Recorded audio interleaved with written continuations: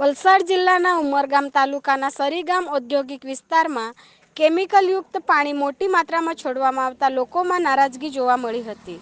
સરીગામ વિસ્તારમાં ગુજરાત પોલ્યુશન વિભાગની કચેરી હોવા છતાં અહીં વારંવાર આ પ્રકારની ઘટનાઓ બને છે, પરંતુ તપાસમાં પરિણામ શૂન્ય રહે છે.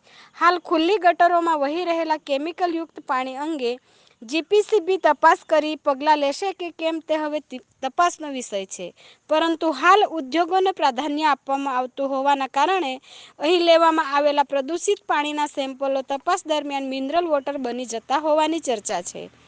તો લોકો જ્યારે પણ આ બાબતે રજૂઆત કરે છે ત્યારે તપાસના નામે ફરિયાદ કરનારા લોકો ખોટા ઠેરવાય છે. ત્યારે જળ જમીનની પ્રદૂષણ ફેલાવતા એકમો સામે પગલાં લેવાય તે જરૂરી છે.